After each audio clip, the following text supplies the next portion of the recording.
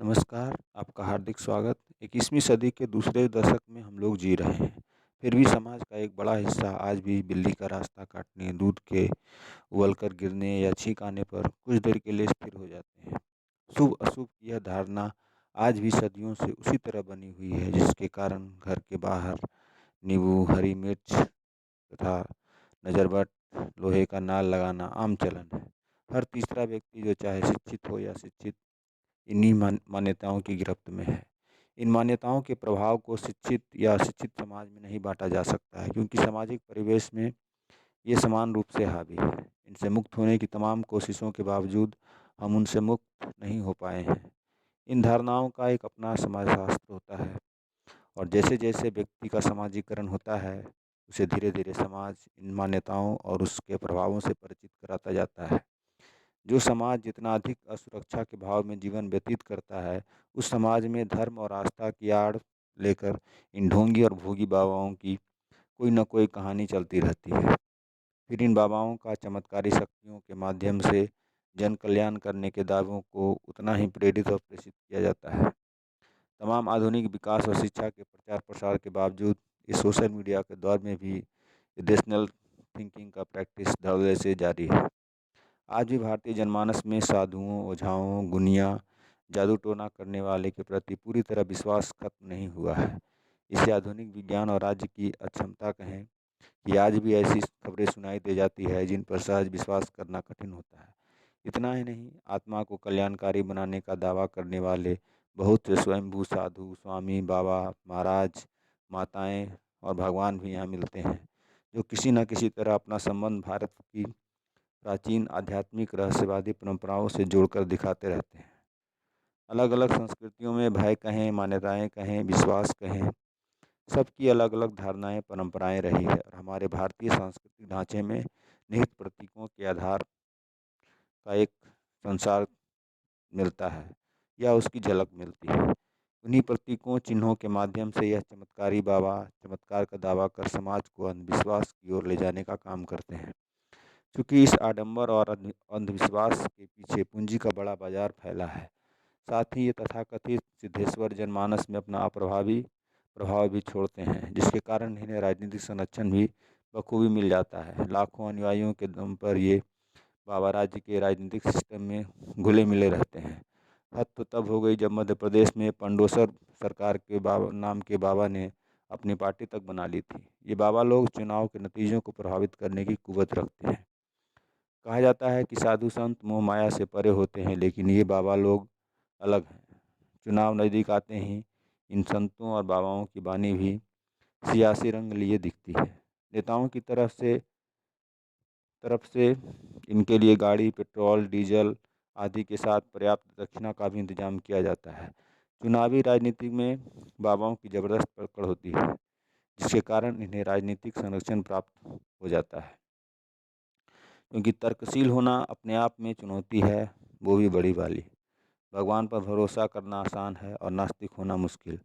नास्तिक होने के लिए तर्कशील होने की आवश्यकता होती है, आस्तिक होने के लिए तर्कहीन होना। क्योंकि हमारी पारंपरिक ज्ञान शैली में इस तरह की तमाम प्रैक्टिस पहले से होती आ रही है, इसलिए चमत्कारी बाबा, साधुओं और ओझाओं का प्रभाव समाज पर बहुत तेज़ी से होता है। ऐसा माना जाता है कि सत्ता से ज्ञान हमेशा प्रभावित होता है। जैसी सत्ता होगी, ज्ञान का प्रभाव भी वैसा ही होगा। परिणाम स्वरूप जब भी धर्म, विश्वास और चमत्कार की बात होगी, तब सारे तर्क और विज्ञान फेल दिखाई देंगे या कर दिया जाएगा। हमारा संविधान हमें वैज्ञानिक सोच की सलाहियत देता है, और वैज्ञानिक सोच के लिए दुनिया के आडंबरों और चमत्कारों से लड़ना और तर्क के आधार पर उन्हें खारिज करना पड़ता है। हाल ही में अंधविश्वास उन्मूलन समिति के अध्यक्ष श्याम मानव द्वारा धीरेन्द्र शास्त्री के चमत्कारी कारनामों को चुनौती देते हुए चमत्कार दिखाने का आह्वान किया था, लेकिन धीरेन्द्र शास्त्री रामकथा आयोजन को निर्धारित समय सीमा से पहले ही छोड़कर भाग खड़ा हुआ। दरअसल चमत्कार दिखाने वाले बाबाओं की यह कोई पहली घटना नहीं है। इससे पहले कितने ही बाबा, ओझा, गुनिया चमत्कारी होने के बावजूद आज जेल की हवा खा रहे हैं। इनमें समाज का प्रभाव लेकिन इसके बावजूद इनमें इनके समाज में इनका प्रभाव कम होता दिखाई नहीं दे रहा है। इस तरह के व्यक्तियों के राजनीतिक संपर्क या गठजोड़ इतने अधिक मजबूत होते हैं इन पर कोई कानून लागू नहीं होता। बहुत जल्दी ये लोग जेल से बाहर आ जाते हैं क्योंकि बाबाओं के बाजार को राजनीतिक पैट्रोनाइजेशन हासिल है। राजनीति और बाबा का नेक्सस है। चुनावी जीत को सुनिश्चित करने के लिए ये जरूरी भी है और मजबूरी भी है। इन बाबाओं की राजनीतिक गलियारों में गहरी पैठ होती है। बाबा लोग धार्मिक आयोजनों के माध्यम से वोट बैंक तैयार करने का काम करते आ रहे हैं। इस बाबा और राजनीति के समीकरण को स्थापित करने के लिए एक पूरा तंत्र काम करता है। यही कारण है इन बाबाओं को बाजार लगातार फलता फूलता रहता है। समाज जितना अधिक असुरक्षा के भाव में जाता है या अपना जीवन व्यतीत करता है, उतना ही इस तरह के बाबाओं की ज़मीन तैयार होती है। भारतीय राजनीति में बाबाओं की बड़ी दखलंदाजी दिखाई देती रही है। शेयर बाजार से लेकर सरकार तक को कंट्रोल करने वाले चंद्रा स्वामी का नाम किसी से छुपा नहीं है। यहाँ तक कि चंद्रा स्वामी का नाम राजीव गांधी के हत्याकांड में भी आया था। बाबा रामदेव का भी नाम आदरणीय राजीव दीक्षित जी के हत्याकांड में आ चुका है। सेक्स, पावर और सत्ता के लिए जानने वाले